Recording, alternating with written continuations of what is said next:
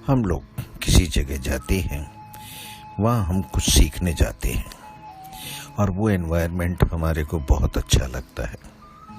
हम वहाँ पे जाते हैं, उस रंग में रंग जाते हैं और उनको उस टाइम पे हम बातें करने लगते हैं कि सब कुछ ऐसा ही होना चाहिए, ऐसा ही होना चाहिए। और वाकई उन 2 घंटे, 4 घंटे, 6 घंटे जितनी देर भी हम रहते हैं, काफ़ी परिवर्तन आ चुका होता है। लेकिन जैसे ही उस एनवायरनमेंट से हम लोग बाहर आते हैं, वापस उन्हीं चीज़ों पे पहुंच जाते हैं जहां से हम शुरू हुए थे। ये हमारे अंदर परिवर्तन क्यों नहीं आ पाता? हम ऐसा क्या चीज़ है जो हम अपने अंदर परिवर्तन नहीं ला पाते? इसके पीछे सिंपल सा सोचना और समझना बहुत ज़रूरी है। वो क्या चीज़ है?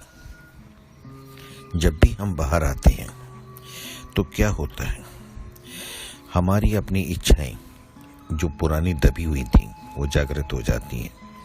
और जहां हम सीखने गए थे वहां पे सिर्फ हमारा उद्देश्य ये था कि हम अच्छी तरह से सीख के अपने साथियों को, अपने गुरु को, अपने टीचर को ये बता सकें कि देखो हम कितने इंटेलिजेंट हैं और उनसे शाबाशी ले सकें। यानी हमारा उद्देश्य क्या था? उद्देश्य था हमारा, एक टारगेट था कि हमें सीखना है और पास होना है।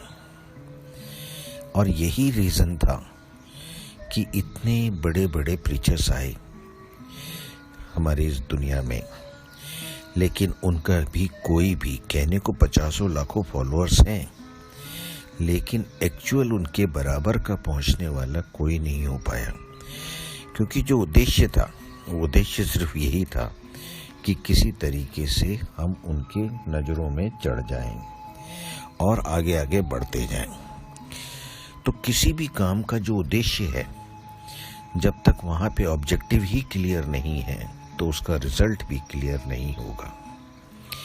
अगर हम सीखना चाहते हैं और ज़िंदगी में अपने परिवर्तन लाना चाहते हैं तो हमें उन सब चीज़ों को सीखना भी है और उसको जीवन में उतारना भी बहुत ज़रूरी है।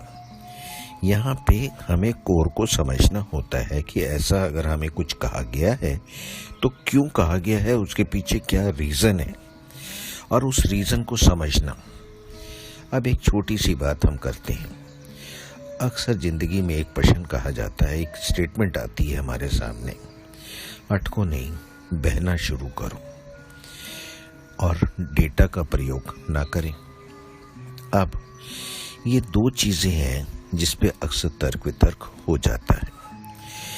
हम डेटा का प्रयोग क्यों नहीं करें?